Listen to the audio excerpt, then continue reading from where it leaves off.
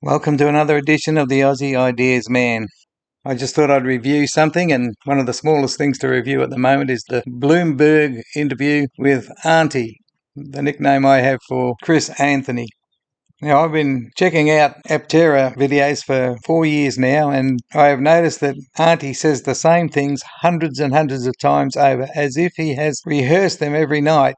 He's just got them so down pat that he says them in much the same way all the time. He has had hundreds of interviews and he is consistent in how he presents the snake oil that he delivers. In past videos of mine, I have gone over reasons why I disagree with him, reasons why I call it snake oil. And you don't have to believe me, you don't have to do anything about it. It's just for your entertainment. It's my personal opinion, and I don't care what people think. But in that 4 years that I've been evaluating what Aptera Motors claims, I have fought a losing battle against YouTube video makers that are pro Aptera that block me from commenting in the comment sections. Nobody sees many of my videos, so it doesn't go far. It's to just entertain the few, because the bulk of people are getting one-sided opinions. They are getting fed the snake oil, and there isn't a balanced amount of counter viewpoints. Some people try in the comments like me. So anyway, I'll try to just put all the counterpoints I had over the years straight off the top of my head into this one. Let's see how we go. It's really examining how transportation exists today, and that most vehicles are very inefficient at highway speeds. So a typical sedan or SUV today uses almost 70% of its fuel just pushing air out of the way. This is one of his first arguments that sounds pretty good on the surface. 70% is a lot to do very little with. But when you analyse it properly, when you look deeper into it, the reason why people are still buying ICE cars, I'll just say ICE is internal combustion engine. The reason why people are buying ICE cars over EVs, the main reason is range and lack of anxiety. When you fill a tank of the average small sedan, you will get a range of something like 500 miles, which EVs have yet to get close to. So it doesn't matter if 70% is pushing air out of the way, you get 500 miles. If you look at the comparable costs of that fuel and the cost of going that same distance in an EV, they're hardly any different. That's if you're purchasing at fuel stations and public charge points. So if you're not paying any more for the fuel, what do you care if the fuel is pushing air out of the way for 70% of it?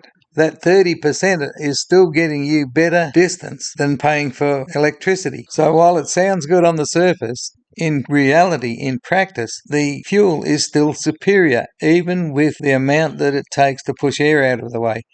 Overall, it's superior, and this is why it has the higher ranges. This is why EVs are trying to pack the largest batteries they can into their EVs, and why they end up being so more expensive in the long run.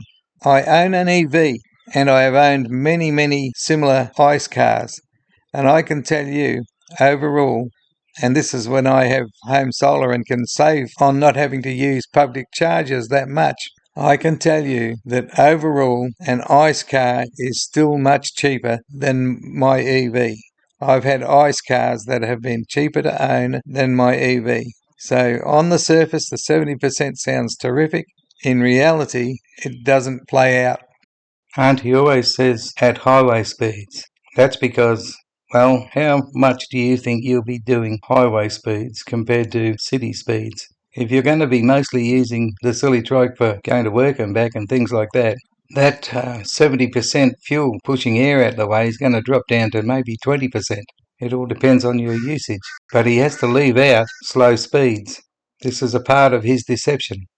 So if you made your vehicle much more aerodynamic, you get 70% better fuel economy. If you made your vehicle more aerodynamic, you can't get 70% better fuel economy at highway speeds. Because no matter how aerodynamic you get, there's always some air to push out of the way, and there's always some frontal area of your vehicle.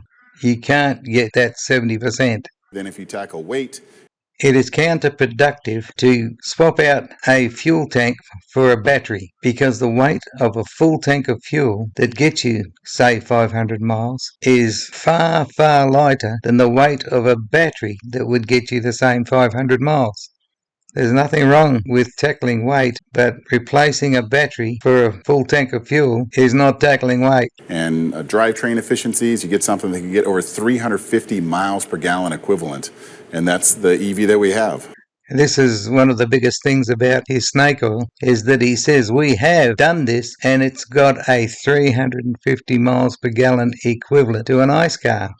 It has never been proven. He's been going 6 years saying the same thing over and over again and never proven that he has got something, not a single prototype out of the 8 that they've made already, not one single prototype that has proven to go anywhere near the equivalent of 350 miles per gallon. The reason why I call it snake oil is because nothing is proven. And I mean across the board, not just the things that he's mentioning now. They prove nothing, and they pull all sorts of stunts to avoid proving things. Stunts like turning the timing lights off when they go down a drag strip. That's just one, but they have done many. You put solar power on it, and you can do all of your daily driving without ever having to plug it in. Just leave it out in the sun, and you can drive. This particular piece of guff is one where I think if he was saying this in Australia, he would most likely go to jail for misrepresentation. It sounds as if you really don't need to use the plug at all, that you get more than enough electricity out of your solar panels, when it's far from the case. Lots of naysayers in comments have really covered this up to 40 miles a day nonsense, and how they might be able to weasel out of being liable because 1 mile can be counted as up to 40. But Australian consumer law is very tight. It seems like American consumer law is extremely lax because they have got away with it for so long. But I'll just replay the bits and see the elements piece by piece. You put solar power on it, and you can do all of your daily driving without ever having to plug it in. There you go. Put solar on it and you can do all of your daily driving. Okay. All of your daily driving is indicating that there's plenty of power in the solar panels without ever having to plug it in. Without ever having to plug it in. The word ever is once again indicating that the solar is more than enough for most people. That's what the natural man would presume. And Australian law really does use the natural man yardstick a lot when it comes to finding out who's deceptive or not. Just leave it out in the sun and you can drive. Leave it out in the sun and just drive. Once again, just this extent of giving this, this presumption in the natural man that if you've got sunny days, you've got more than enough power. When in reality, it's never been proven to go over about, 13 miles. And that was on a really good sunny day coming down from Flagstaff, downhill. And people drive in a day a lot more than 13 miles. And when it's out, it's out. You've got an extremely long wait the next day for any more. Solar on a moving vehicle is still absolutely useless. It's not fit for purpose. And solar on your house roof or solar already providing public charges with enough charge, that's where solar is being used and is useful because it's not limited to this less than 500 watts usable intake and an absolute trickle to finally get to the wheels.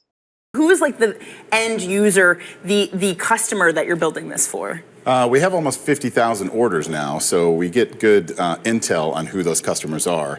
And it breaks down into really 4 segments. People that love the environment and want to do better.